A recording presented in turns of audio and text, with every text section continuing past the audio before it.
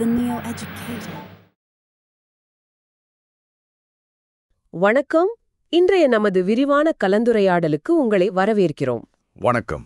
நாம இன்னைக்கு நீங்க பகிர்ந்துகிட்ட சில ஆதாரங்களை பத்தி கொஞ்சம் ஆழமா பார்க்க போறோம். ஆமா, லூயிஸ் சாகர் எழுதிய Sideways Stories from Wayside School புத்தகம் பத்தி இல்லையா? அதேதான். குறிப்பா ஆரோன் ஷெப்பர்ட் அத ஸ்டோரிஸ் ஆன் ஸ்டேஜ்னு ஒரு மேடை நாடகமா தழுவி எழுதியிருக்கார். நாம அதை அடிப்படையா வச்சுதான் இன்னைக்கு பேச போறோம். ரொம்ப சுவாரஸ்யமான புத்தகம் அது. ஆமா, முதல்ல எழுத்தாளர் லூயிஸ் சாகர் பத்தி ஒரு சின்ன அறிமுகம் கொடுத்துடலான்னு நினைக்கிறேன். இவர் 1954ல பிறந்தவர். அமெரிக்க குழந்தைகள் எழுத்தாளர். ஆமா, அமெரிக்கால ரொம்ப பிரபலமான குழந்தைகள் இளம் வயது வாசகர்களுக்கான எழுத்தாளர். அவரோட வேசைட் சீரீஸும் அப்புறம் ஹோல்ஸ் நாவலும் ரொம்ப ஃபேமஸ். ஹோல்ஸ் நாவல் பத்தி சொல்லவே வேண்டாம், பெரிய ஹிட். அதுக்கு நியூபெரி மெடல் கிடைச்சது. அது மட்டும் இல்ல, படமாவும் வந்துச்சு, நல்லா ஓடுச்சு. ஆமா, சாகரோட ஸ்டைலே தனி. நல்ல நகைச்சுவையா இருக்கும், சில சமயம் வினோதமா இருக்கும், வார்த்தை விளையாட்டு நிறைய இருக்கும். சில இடங்கள்ல தத்துவ ரீதியாவும் யோசிக்க வைக்கும் இல்லையா? கண்டிப்பா, நீங்க சொல்றது சரிதான். நம்ம சும்மா இப்படிதான் யோசிக்கணும்னு இல்லாம வேற மாதிரி யோசிக்க வைக்கிறதுல அவரோட எழுத்துக்கு ஒரு தனி திறமை இருக்கு. ஆமா, பார்க்கறதுக்கு வேடிக்கையா இருக்கும் கதைகள், ஆனா அதுக்குள்ள தனித்துவம்னா என்ன, பிரச்சனைகளை எப்படி தீர்க்கிறது, இந்த ரூல்ஸ் அதிகாரம் இதெல்லாம் எப்படி வேலை செய்யுதுன்னு சின்ன சின்ன விஷயங்களை ரொம்ப நுட்பமா சொல்லியிருப்பாரு. அருமா. சரி, அப்போ இன்னைக்கு நம்ம நோக்கம் என்னன்னா, இந்த ஆதாரங்கள்ல இருக்கிற ஒரு 3 கதைகள் வழியா அந்த வேசைடு பள்ளியோட விசித்திரமான உலகத்துக்குள்ள கொஞ்சம் போய் பார்க்கறது. இது ஒரு பள்ளிய பத்தின ரொம்பவே வித்தியாசமான கதை. ஆமா, அந்த பள்ளிக்கூடத்தோட பேரு வேசைட் பள்ளி, வேசைட் ஸ்கூல்னு சொல்லுவாங்க. அத கட்டினவர் கொஞ்சம் மாறி கட்டிட்டார். எப்படி மாறி?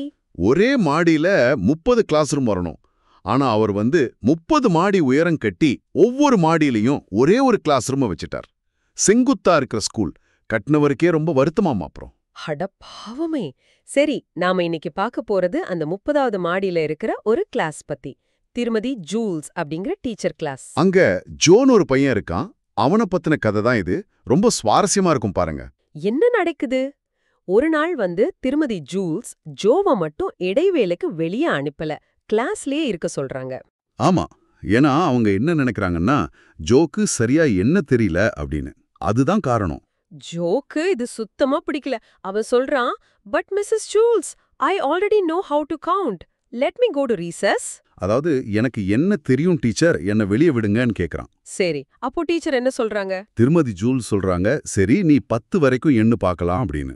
ஜோவும் எண்றான். ஆனா எப்படி தெரியுமா? எப்படி? இப்படி 6, 8, 12, 1, 5, 2, 7, 11, 3, 10.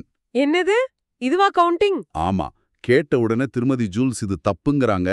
ஆனா ஜோ பாருங்க, நான் 10 நம்பர் சொல்லிட்டேன்ல, அப்போ 10 வரைக்கும் எண்ணிட்டேன் அப்படின்னு வாதாடுறான். அவன் சொன்னது 10 எண்கள், அதனால அவன் கரெக்ட்னு ஃபீல் பண்றான் போல. சரி, அப்புறம் டீச்சர் சரி இதோ 5 பென்சில் இருக்கு, இதை எண்ணுன்னு சொல்றாங்க.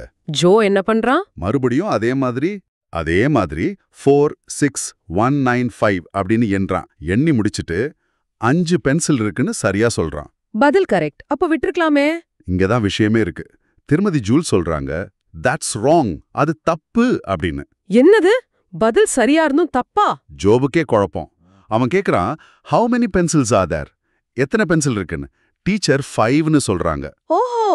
உடனே ஜோ சொல்றான், தட்ஸ் வாட் ஐ செட், அதானே நானும் சொன்னேன், என்னை வெளியே விடுங்கன்னு கேக்குறான். ஆனா டீச்சர் விடலையா? விடல.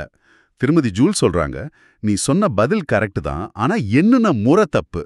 இது ஏதோ அதிர்ஷ்டத்துல சரியா வந்துருச்சுன்னு சொல்லி அனுப்ப மறுக்கிறாங்க. இது ரொம்ப விசித்திரமா இருக்கே. சரி, பென்சில் ஓகே. அடுத்து 8 உருளைக்கிழங்கு. ஜோ மறுபடியும் அதே ஸ்டைல் 7, 5, 3, 1, 2, 4, 6, 8ன்னு எண்றான். பதில் கரெக்ட், 8 உருளைக்கிழங்குன்னு சரியா சொல்றான். அப்பவும் டீச்சர் ஒத்துக்கலையா? மறுபடியும் அதேதான், முறை தப்புன்னு சொல்லிட்டாங்க. இங்கே யோசிச்சு பாருங்க, ஒரு விஷயம் நமக்கு முக்கியமா தெரியுது. முடிவு சரியா இருந்தா போதுமா, இல்ல செய்முறை சரியா இருக்கணுமா? எது முக்கியம்? ஆமா, இது ஒரு நல்ல கேள்வி. அந்த குழந்தைக்கும் இந்த குழப்பம் இருக்குமே. சரி, உருளைக்கிழங்குக்கு அப்புறம் இப்போ 3 புத்தகம். ஜோவோட இந்த தடவை கவுண்டிங் இன்னும் மோசம். எப்படி?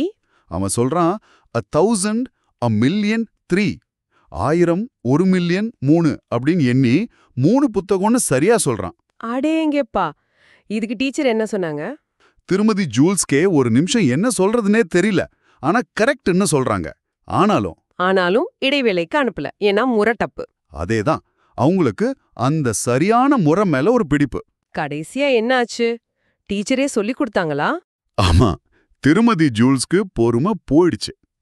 அவங்களே சரியான முறைய, அதாவது நாம எல்லாரும் கத்துக்கிட்ட 1 2 3 4 5 6 7 8 9 10 அப்படின்னு எண்ணி காமிக்கிறாங்க. ஜோவும் திருப்பி சொன்னானா? சொன்னா. சரியா அவங்க சொன்ன மாதிரியே சொன்னா. 1 2 3 4 5 6 7 8 9 10. சரி, இப்போ ஜோக்கு சரியா என்ன தெரிஞ்சிடுச்சு, இனிமே பிரச்சனை இல்லையே. இங்கதான் அடுத்த ட்விஸ்ட்.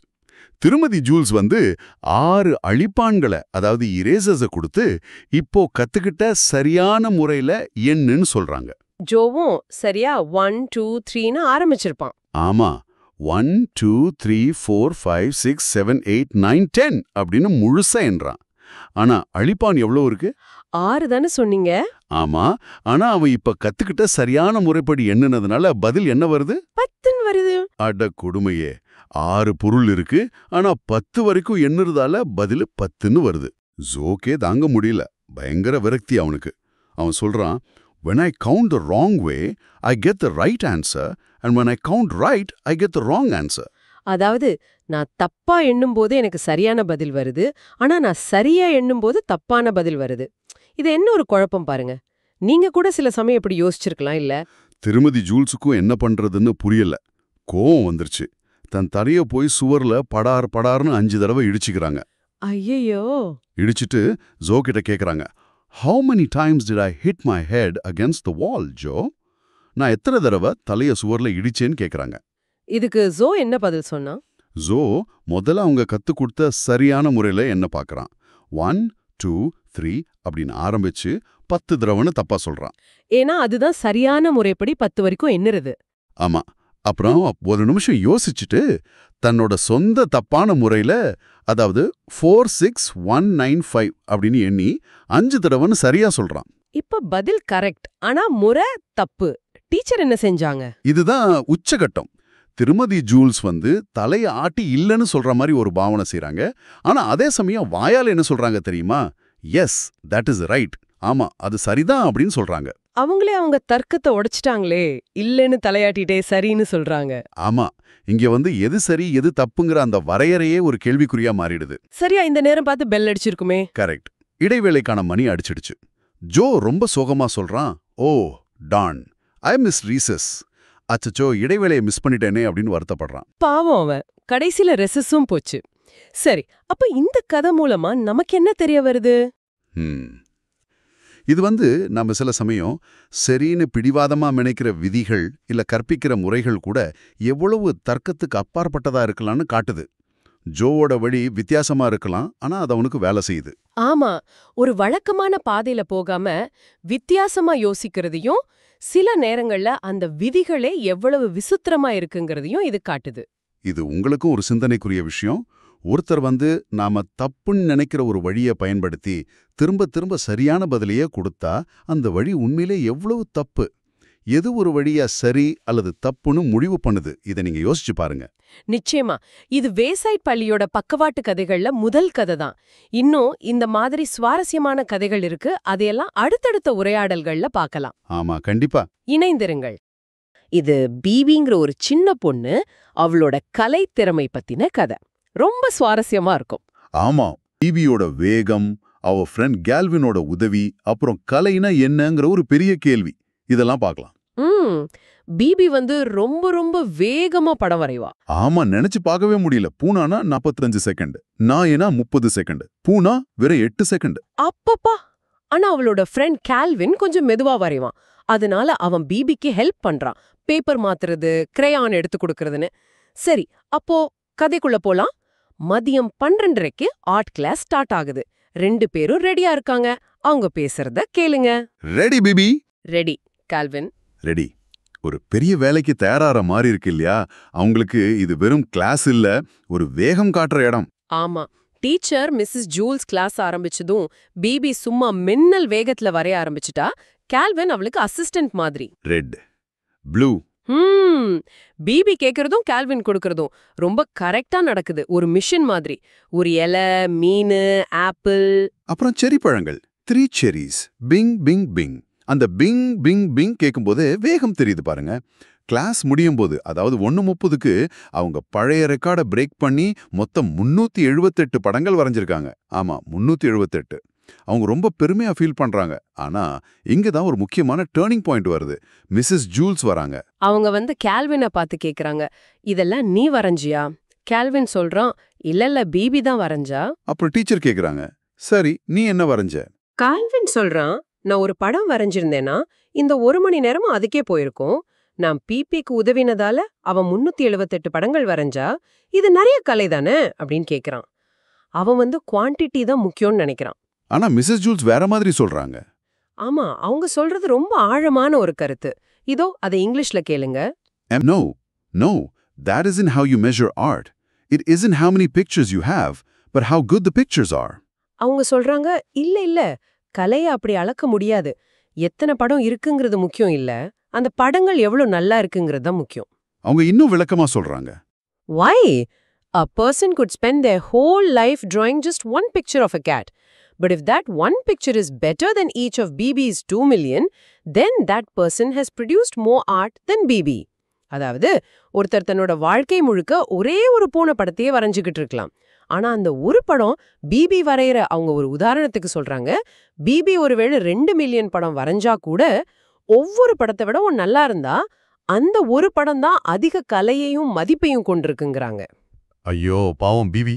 இதை கேட்டதும் அவளுக்கு பயங்கர ஷாக்கு, வருத்தம் எல்லாம் வந்துரும். அவளோட வேகம், சாதனை எல்லாமே அர்த்தமில்லாத மாதிரி ஆயிடும். ஆமா, அவ வரைஞ்ச அந்த 378 படத்தையும் அப்படியே எடுத்து குப்பையில போட்டுட்டு அழுதுகிட்டே கிளாஸை விட்டு ஓடி போயிடுறான். அவளோட ரியாக்ஷன் பாருங்க, அந்த வார்த்தைகள் அவளை எவ்வளோ பாதிச்சிருக்குன்னு தெரியுது. கண்டிப்பா. அது வரைக்கும் அவளோட அடையாளம் அந்த வேகம்தான். அது கேள்விக்குள்ளாகும் போது அவளோட கலை மேல இருந்த நம்பிக்கையே போயிடுச்சு. அப்புறம் பிளே கிரவுண்ட்ல லூயிஸ்னு ஒரு டீச்சர் அவளை பாக்குறாரு. பிபி அவர்கிட்ட சொல்றா, I'm going home to draw a picture of a cat. கவனிச்சிங்களா? அவ இன்னும் வரையத்தான் நினைக்கிறா, ஆனா நோக்கம் மாறிடுச்சு. ஆமா, லூயிஸ் கேக்குறாரு, Will you bring it to school and show it to me tomorrow? அதுக்கு பிபியோட பதில் ரொம்ப ஆச்சரியமா இருக்கு. Tomorrow? By tomorrow, I doubt I'll be finished with even one whisker. நாளைக்கா? நாளைக்குள்ள அந்த பூனையோட ஒரு மீசை முடிய கூட வரைஞ்சு முடிப்பேனான்னு சந்தேகமா இருக்கு அப்படின்னு சொல்றா. பாருங்க, ஒரே ஒரு கருத்து அவளோட முழு பார்வையையும் மாத்திடுச்சு. அந்த வேகமா வரைகிற பிபி இப்போ இல்ல. இப்போ ஒரு படத்தை நிதானமா, தரமா வரைய நினைக்கிறா. இந்த கதை நம்ம எல்லார்கிட்டையும் ஒரு கேள்வியை கேக்குது இல்லையா? கலையை எப்படி மதிப்பிடுறது? இல்ல நம்ம செய்யற எந்த வேலையா இருந்தாலும் சரி, அதை எப்படி பார்க்கறது? எண்ணிக்கை முக்கியமா, தரம் முக்கியமா? ஒரு வேலையை ரொம்ப நேர்த்தியா, பொறுமையா, ஆழமா செய்யறது பெஸ்டா? இல்ல ஓரளவுக்கு நல்ல தரத்துல நிறைய விஷயங்களை வேகமா முடிக்கிறது பெஸ்டா? இது கலைக்கு மட்டும் இல்ல. ஆமா, நம்ம வாழ்க்கையில எல்லாத்துக்குமே இது பொருந்தும். நீங்க எதை முக்கியம்னு நினைக்கிறீங்க? வேகம் வேணுமா இல்ல தரம் போதுமா? அல்லது ரெண்டுக்கும் நடுவுல ஒரு பேலன்ஸ் வேணுமா? நல்ல கேள்வி. இந்த சிந்தனையோட இன்னைக்கு முடிச்சுக்கலாம். யோசிச்சு பாருங்க. அடுத்த முறை சந்திக்கலாம். நன்றி. நன்றி. சரி, இப்ப கடைசி கதைக்கு வருவோம். இது இன்னும் வினோதமானது. கால்வின் அப்புறம் இல்லாத ஒரு டீச்சர், மிஸ் ஜார்வ்ஸ். இது ரொம்ப பிரபலம். 19வது மாடி. அதேதான்.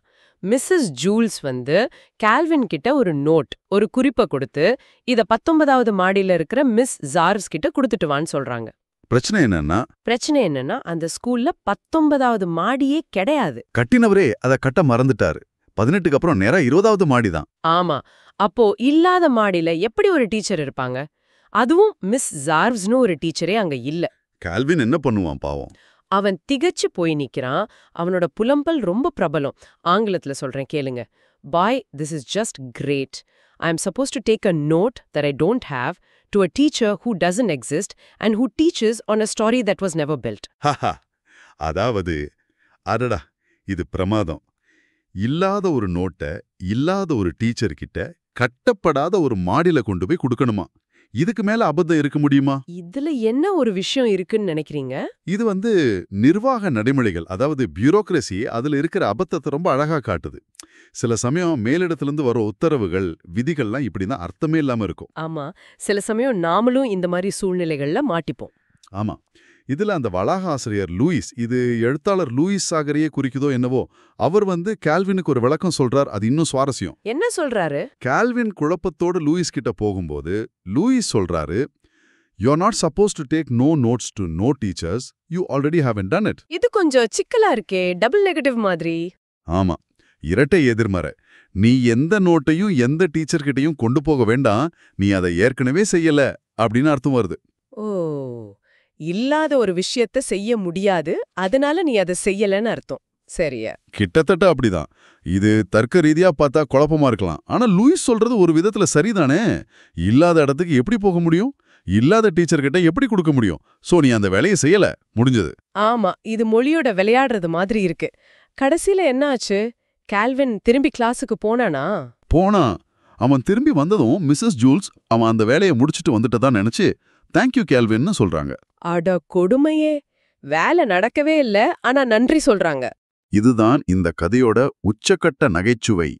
இது மொழியை நாம எப்படி எடுத்துக்கிறோம், சொற்களை அப்படியே நம்புறதால வர்ற சிக்கல்கள், அப்புறம் இந்த அதிகாரத்தோட அர்த்தமற்ற ஆணைகள் எல்லாத்தையும் காட்டுது. சாகர் ரொம்ப புத்திசாலித்தனமா இதை கையாண்டிருக்கார். நிஜமாவே. ஆக, இந்த 3 கதைகள் வழியா வேசைட் பள்ளியோட உலகம் எவ்வளவு விசித்திரமானது, வழக்கமான தர்க்கத்துக்கு அப்பாற்பட்டது அப்படின்னு நீங்க உணர்ந்திருப்பீங்கன்னு நினைக்கிறேன். ஆமா, வெறும் சிரிப்பு மட்டும் இல்லாம யோசிக்கவும் வைக்குது. ஆமா, நம்மளோட சாதாரண உலக விதிகள் கூட சில சமயம் எப்படி விசித்திரமா இருக்கலாம் இல்லையா? நிச்சயமா. லூயிஸ் சாகரோட திறமை அதுதான். ரொம்ப எளிமையா நகைச்சுவையா தெரியும், ஆனா அதுக்குள்ள ஆழமான கருத்துக்கள் இருக்கும். எல்லா வயசுல இருக்கிறவங்களையும் இது கவரும். இந்த மேடை நாடக வடிவம், அதாவது இந்த ரீடர்ஸ் தியேட்டர் அடாப்டேஷன், அது இந்த உரையாடல்களுக்கு இன்னும் உயிர் கொடுத்திருக்கு. ஆமா, அந்த கதாபாத்திரங்களோட வினோதமான குணங்கள், அவங்களோட பேச்சு எல்லாம் நல்லா வெளிப்படுது. சரி, இப்ப இந்த கலந்துரையாடலோட இறுதியா நீங்க யோசிக்கிறதுக்காக ஒரு கேள்வி கேளுங்க. வேசைட் பள்ளி அதோட சொந்த தர்க்கத்தின்படி இயங்குது, அதனால அது நமக்கு அபத்தமா வினோதமா தெரியுது, சரியா? ஆமா. இப்போ நம்மளோட அன்றாட வாழ்க்கையில நாம ரொம்ப சாதாரணமா ஏத்துக்கிட்டு இருக்கிற சிலவித விதிகள், பழக்க வழக்கங்கள் அல்லது சில அமைப்புகள் இருக்கலாம். அத கொஞ்சம் வித்தியாசமான கோணத்துல ஒரு வேசைட் பள்ளி மாணவன் பார்வையில பார்த்தா எதெல்லாம் இதே மாதிரி அபத்தமா இல்லாட்டி தர்க்கமே இல்லாம தோணலாம்? நல்ல கேள்வி. இத பத்தி கொஞ்சம் யோசிச்சு பாருங்க. ஒருவேளை நம்ம சாதாரண உலகமும் கொஞ்சம் வேசைட் மாதிரி இருக்குமோ? இருக்கலாம். சிந்தித்து பார்க்க வேண்டிய விஷயம்தான். இந்த அருமையான கலந்துரையாடலுக்கு நன்றி. நன்றி.